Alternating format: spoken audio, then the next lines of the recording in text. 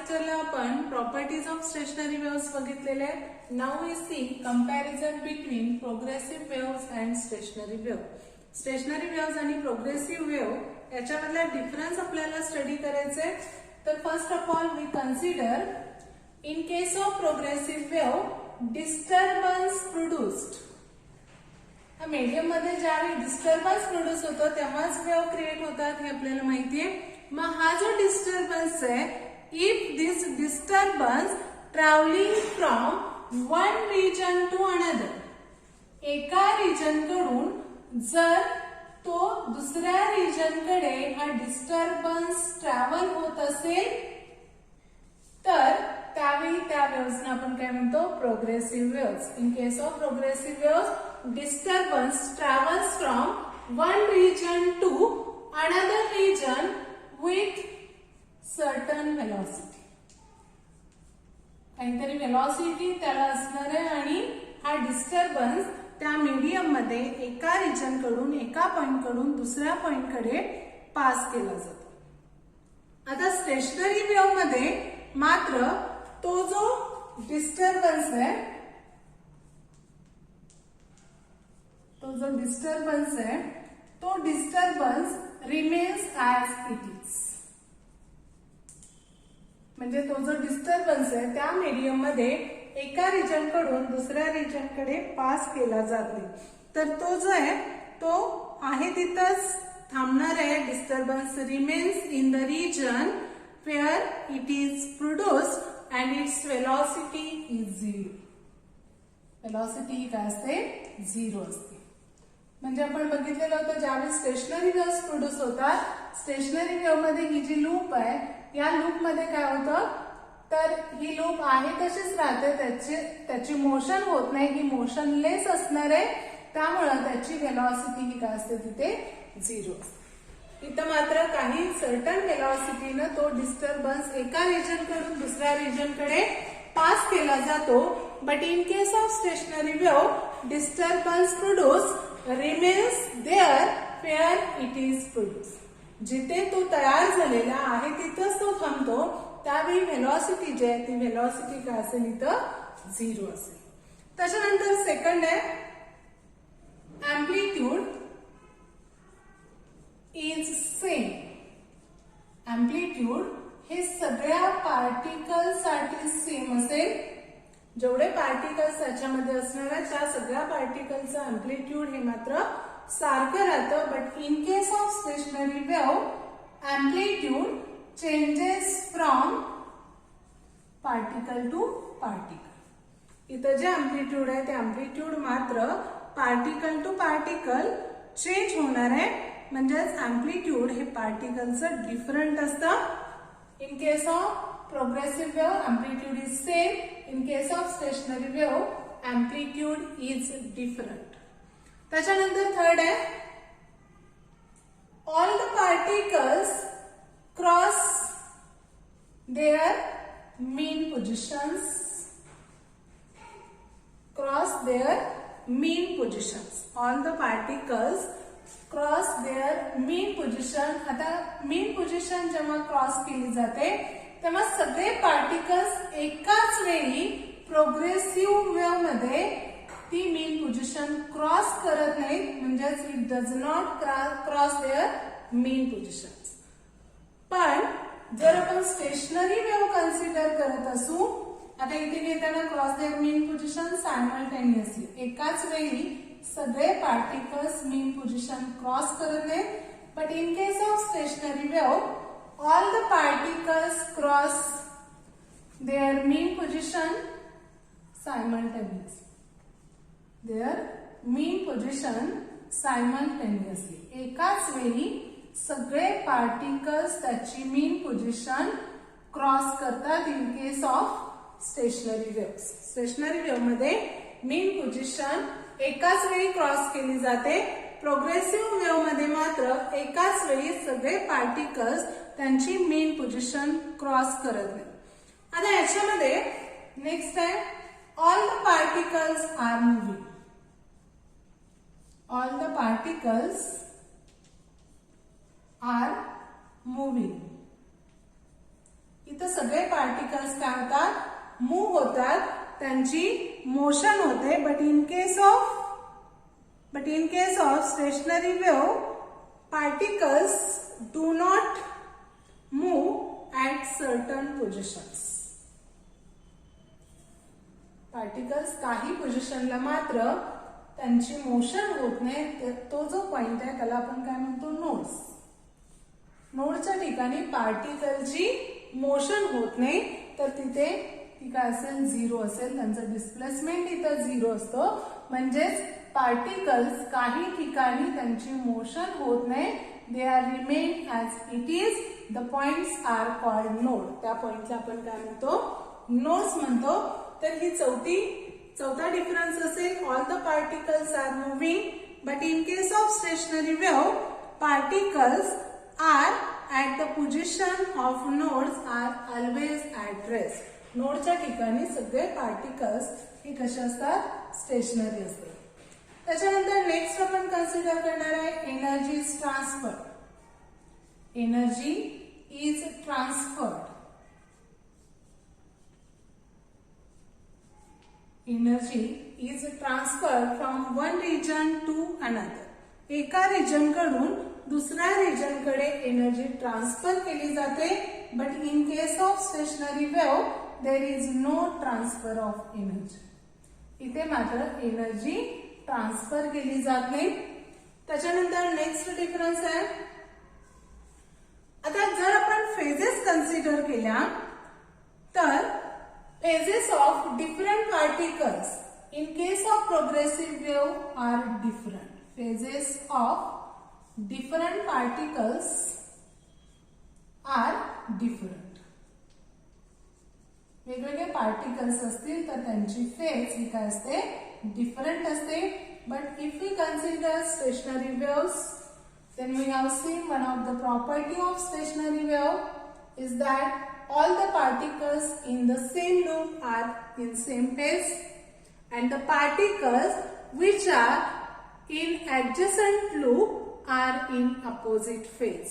त्यावेळी ते opposite phase मध्ये असतात. मात्र जर सेम लूप मध्ये असतील तर सगळ्या पार्टिकलची फेज ही काय असते, सारखीच असते. आणि जेव्हा ते ऍडजस्टंट लूप मध्ये आपण कन्सिडर करतो अपोजिट फेज असते. म्हणजेच त्यांच्यामधला फेज डिफरन्स हा 180 किंवा पाय रेडियन असते. तर हे काही डिफरन्सेस आहेत. पहिला आहे disturbance produced travels from one region to another with certain velocity. Disturbance in case of stationary wave remains constant where it is produced and velocity is zero. Amplitude is same. Here amplitude is different. It does not cross their mean. All the particles does not cross their mean position simultaneously. All the particles cross their mean position simultaneously. Then all the particles are moving. Here at node points the particles remains at rest. They are not moving. Energy is transferred. There is no transfer of energy, as well as phase of different particles are different. And in case of stationary wave, phase of particles in the same loop is same. And if we consider a adjacent loop, then the phase is differ by 180 degree or pi radian. Now another point is free and forced vibration. We have also studied it in 11th standard. Free and forced vibrations.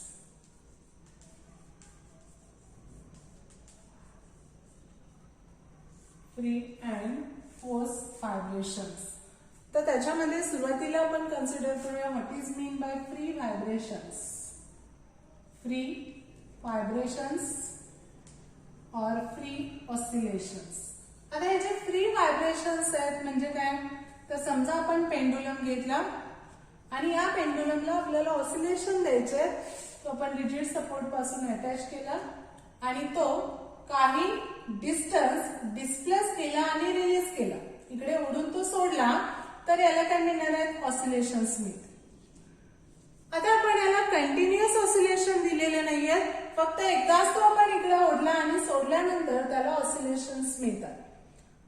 आता इथं जेव्हा त्याचे oscillations होत असतात तेव्हा त्याचे oscillation हे त्याच्या स्वतःच्या फ्रिक्वेन्सीनं तो ऑसिलेट होत असतो. त्या फ्रिक्वेन्सीला म्हणतात नॅचरल फ्रिक्वेन्सी. त्याची स्वतःची जी फ्रिक्वेन्सी असणार आहे त्या फ्रिक्वेन्सीला आपण काय म्हणतो, नॅचरल फ्रिक्वेन्सी.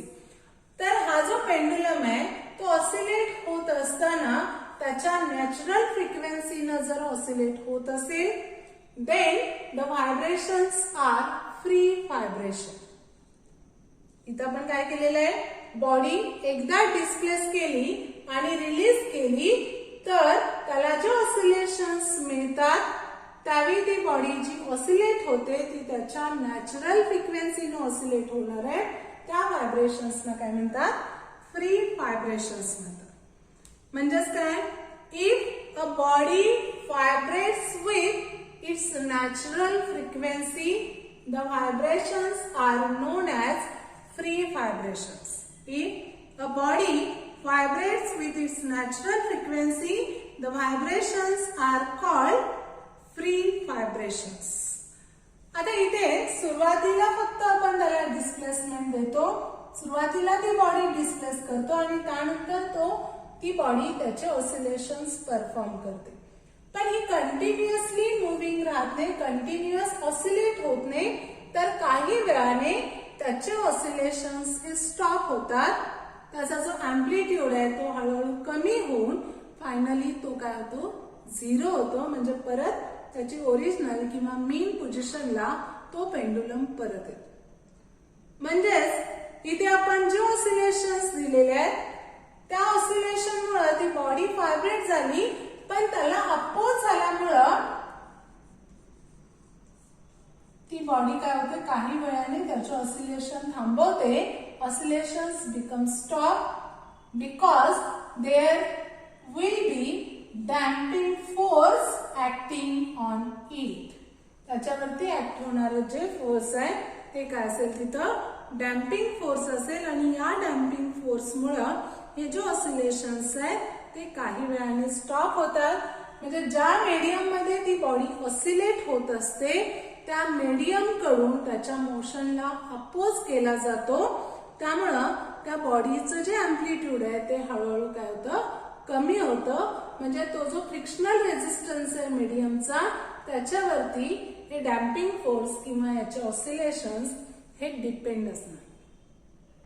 म्हणजे जर आपण एअरमध्ये हा पेंडुलम व्हायब्रेट करत असू तर एअर मीडियम मध्ये जे पार्टिकल्स आहेत ते पार्टिकल्स काय करतात, याच्या ऑसिलेशनला अपोज करतात आणि याचा amplitude of this simple pendulum goes on decreasing and finally it stops. इथे काय होतं, ते फायनली थांबतं. म्हणजेच नॅचरल फ्रिक्वेन्सीनं जेव्हा बॉडी व्हायब्रेट होते तेव्हा त्याला काय म्हणायचं, free vibration. Now we consider what is mean by forced vibrations. Forced vibrations. आता जर आपल्याला हा पेंडुलम कंटिन्युअस ऑसिलेट ठेवायचा असेल, हा जर कंटिन्युअस ऑसिलेट ठेवायचा असेल तर आपल्याला काय करावं लागेल, हे जे काय डॅम्पिंग फोर्स असेल त्याच्या अपोजिट आपल्याला इथे एनर्जी प्रोव्हाइड करावी लागेल. म्हणजे या पेंडुलमला काहीतरी एनर्जी आपल्याला प्रोव्हाइड करावी लागेल. मग त्याच्यासाठी काय केलं जातं, तर एक्सटर्नल पिरियॉडिक फोर्स इथे जर आपण अप्लाय केला, एक्सटर्नल पिरियॉडिक फोर्स जर अप्लाय केलं तर ती बॉडी आपल्याला कंटिन्युअस व्हायब्रेट ठेवता येते. किंवा जे अँप्लिट्यूड आपल्याला पाहिजे असेल त्या अँप्लिट्यूड, ते जे अँप्लिट्यूड आहे ते कॉन्स्टंट ठेवून आपल्याला ती बॉडी व्हायब्रेट करता येते. म्हणजे एक्सटर्नल फोर्स, एक्सटर्नल एजन्सी तिथे यूज करायचे आणि त्याच्यामुळं ही बॉडी ऑसिलेट होत राहते. त्यावेळी जे व्हायब्रेशन्स आहेत म्हणजे त्याची नॅचरल फ्रिक्वेन्सी सोडून वेगळी फ्रिक्वेन्सी आपण तिथे अप्लाय करतोय आणि त्या एक्सटर्नल पिरियॉडिक फोर्सच्या फ्रिक्वेन्सीनं जर बॉडी ऑसिलेट होत असेल, व्हायब्रेट होत असेल, then the vibrations are forced vibration. त्यावेळी ते व्हायब्रेशन्स हे कोणते असतात? फोर्स व्हायब्रेशन्स असतात. म्हणजेच if a body vibrates with external periodic force frequency, the vibrations are force vibrations. ते व्हायब्रेशन्स हे कोणते असतात? फोर्स व्हायब्रेशन्स असतात. आता त्याची जी नॅचरल फ्रिक्वेन्सी आहे, ती नॅचरल फ्रिक्वेन्सी आणि अप्लाय केलेली जी फ्रिक्वेन्सी आहे, नॅचरल फ्रिक्वेन्सी आणि अप्लाय केलेली जी एक्सटर्नल पिरियडिक फोर्सची फ्रिक्वेन्सी आहे, याच्यामधला डिफरन्स, नॅचरल फ्रिक्वेन्सी आणि एक्सटर्नल पिरियडिक फोर्स मधला जो डिफरन्स आहे, तो जर स्मॉल असेल, म्हणजेच एक्सटर्नल आणि नॅचरल, त्या बॉडीची जी नॅचरल फ्रिक्वेन्सी आहे आणि एक्सटर्नल पिरियडिक फोर्स फ्रिक्वेन्सी यांच्या हे जर सबट्रॅक्ट केलं आपण आणि तो डिफरन्स जर स्मॉल असेल, देन अँप्लिट्यूड इज मॅक्सिमम. त्यावेळी अँप्लिट्यूड हे मॅक्सिमम असतं किंवा त्याची व्हॅल्यू ही लार्ज असते. म्हणजेच नॅचरल फ्रिक्वेन्सी आणि एक्सटर्नल पिरियडिक फोर्स फ्रिक्वेन्सी याच्यामधला डिफरन्स जर स्मॉल असेल तर अँप्लिट्यूड लार्ज असतं, त्याची व्हॅल्यू काय होते? इन्क्रीज होत जाते. मग जर नॅचरल फ्रिक्वेन्सी आणि एक्सटर्नल पिरियडिक फोर्सची फ्रिक्वेन्सी जर सेम झाल्या, नॅचरल फ्रिक्वेन्सी आणि एक्सटर्नल पिरियडिक फोर्सची फ्रिक्वेन्सी जर इक्वल असतील तर अँप्लिट्यूड हे सगळ्यात जास्त असतं, म्हणजेच मॅक्सिमम अँप्लिट्यूड असेल. आणि त्यावेळी जी प्रॉपर्टी आपण कन्सिडर करतो, जो फिनॉमिनॉन कन्सिडर करतो, त्यालाच आपण म्हणतो रेझोनन्स. त्याला काय म्हणतात? रेझोनन्स. तर हे डिटेलमध्ये तुम्ही 11th ला पण स्टडी केलेलं आहे. तर इथे नॅचरल फ्रिक्वेन्सी आणि external periodic force frequency if it becomes equal, then frequency amplitude becomes maximum and there is production of resonance. इथे रेझोनन्स तयार होतो आणि लाऊड साऊंड क्रिएट होणार आहे किंवा इंटेन्सिटी तिथे काय असेल? मॅक्सिमम असेल. कधी जर दोन्ही फ्रिक्वेन्सी सेम झाल्या तर तिथे रेझोनन्स तयार होतो. आता आपल्याला या दोन्ही मधला डिफरन्स बघायचा आहे. आता याचा यूज कुठे होतो? तर नॅचरल फ्रिक्वेन्सी किंवा एक्सटर्नल पिरियडिक फोर्स फ्रिक्वेन्सी जेव्हा इक्वल होतात तेव्हा आपण म्हणतो मॅक्सिमम साऊंड इज प्रोड्यूस. मग जर आपल्याला एखादी अननोन फ्रिक्वेन्सी असेल आणि ती जर डिटरमाइन करायची असेल त्यावेळी याचा यूज केला जातो. म्हणजे जी काय फ्रिक्वेन्सी माहित असेल त्याच्याबरोबर त्याचं ट्युनिंग करून आपल्याला त्या बॉडीची जी फ्रिक्वेन्सी आहे ती फ्रिक्वेन्सी डिटरमाइन करता येते. आता याच्यामधला डिफरन्स आपण कन्सिडर करणार आहे. तर जे स्टडी केलेलं आहे त्याच्यावरूनच तुम्हाला डिफरन्स लिहिता येतो. तर पहिल्यांदा याचे डेफिनेशन येऊ शकतात. Body vibrates with natural frequency. Natural frequency in case of force vibration, body vibrates with external periodic force. Frequency of external periodic force. Here body is not continuously vibrate. Continuously the vibrate होत नाही. But in case of external periodic force, body can be continuously vibrate or vibrations stop after some time. In case of force vibration, vibration stop if external force or external periodic force stops. External force stop केलं तर त्याचे जे vibrations आहेत ते काय होतात? इथे stop होतात. त्याच्यानंतर इथे फक्त इनिशियली म्हणजे सुरुवातीलाच फोर्स अप्लाय करावं लागतं. Force is required only initially. But in case of force vibration continuously we have to apply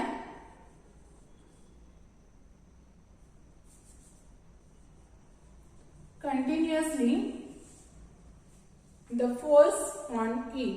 external periodic force हे कंटिन्युअसली त्याच्यावरती आपल्याला ऍक्ट करावं लागतं, तरच ती बॉडी ही व्हायब्रेट होणार आहे.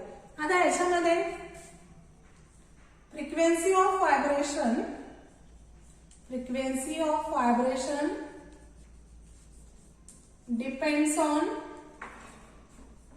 depends on natural frequency,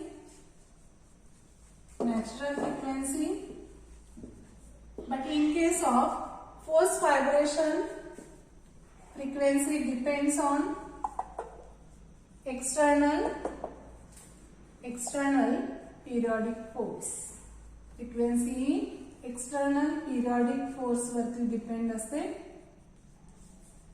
depends on external periodic force, म्हणजे जे फोर्स आपण त्याच्यावरती अप्लाय करणार आहे त्याच्यानुसार व्हायब्रेशनची फ्रिक्वेन्सी ही डिपेंड असते. त्याच्यानंतर एम्प्लिट्यूड ऑफ व्हायब्रेशन